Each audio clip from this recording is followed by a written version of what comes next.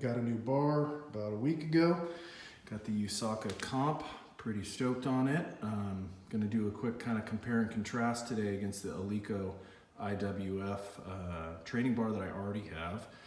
So little quick impressions, first impressions, because I've only had the Uesaka for like a week. Like I said, I've only been able to lift on it a few times, but things that I've noticed in that short week. So Battle of the Titans, here we go. So just kind of some quick things that you notice when you first pick the bar up and or moving around with it with the Uesaka. The sleeves are milled much more smoothly than the Eleiko. And I know it's difficult to tell, but you can kind of see the ribbing there more on the Eleiko versus the Uesaka, which means really kind of only one thing. The plates slip around a lot easier on the Uesaka, I've noticed, like warming up with the Eleiko.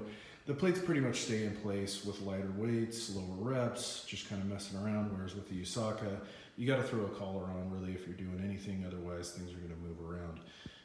Okay, so some other stuff you notice right away with the Uesaka, you can see there's a little mark there from where some dude with a hammer hit this to make this bar nice and straight for competition status. So I think that's kind of badass, but that's really the only kind of blemish that I really see, and I don't necessarily consider that a blemish. You can see stickers on the collars there, and then a sticker on the end, which obviously, you know, you got your Eleiko end cap there, and then no real sticker on the Eleiko. Okay, you can see, let me see if I can find it and actually show it to you guys. So the Eleiko, you have your serial number there, whereas on the Uesaka, the serial number's underneath that sticker on the end cap there. The knurling, let's get to the knurling. So since I'm doing this on my phone, this is kind of as close as I can get. I tried to take some pictures, which I'll work into the video, that show the knurling side by side, but again, because this is on my phone, it's not super detailed. So this is the Uesaka that you see right here, much more of kind of a matte finish on it. And then when we step up to the Eleiko, obviously a lot more shiny because it's got that chrome, all right? But as far as the feeling of the knurl, the Uesaka's, I would say, a little bit more tacky without necessarily being sharp. I'm not necessarily sure how they do that, but it feels pretty great, and not really slippery at all, but not feeling like it's gonna cut the crap out of your hands.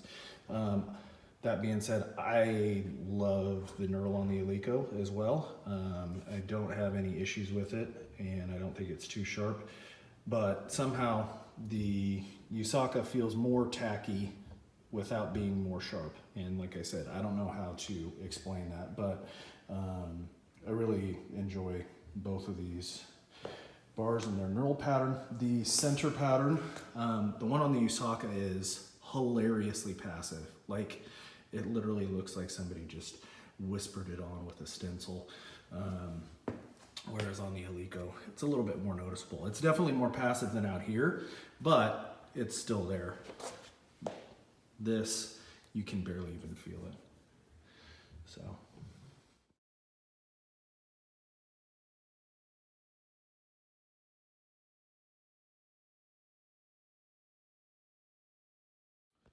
Up next, rotation, which you, I'm sure, have read plenty about if you're watching this video. If not, this, again, I've only had this bar for about a week, the Uesaka, and it does not rotate very well at all. It turns over like a beached whale, which you really notice while you're lifting. Whereas the Eleiko spins and then stops, spins and then stops, and it's silky smooth. Love it, and you can hear it. Not much rotation. So I don't know, maybe that's gonna loosen up as this thing breaks in. I'm gonna keep lifting on it, and we'll let you guys know how it goes. All right, where you notice, or I've noticed, the biggest difference between these two is when you're using them and turning them over. It seems like turns over beautifully. The Uesaka turns over, but like I said earlier, it's like turning over a beached whale. And when you can feel that is when that weight wants to start turning back. Whereas that weight doesn't want to start turning back with this Eleiko.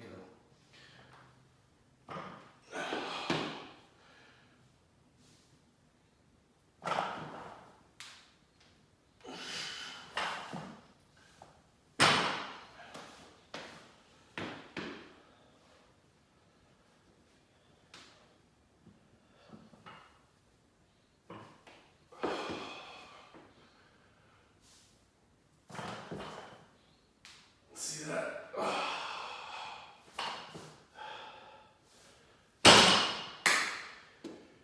And unfortunately, the heavier you get, the more you feel it on that bar, that Uesaka, excuse me. So I'm hoping that I just haven't broke it in yet. If you guys have any experience or wisdom, please let me know in the comments. But it's only a week old. Thing feels great if I can just get it to spin. And I know it's supposed to have a more controlled spin, but it has very little spin. It's not even controlled at this point. So, all right, there we go.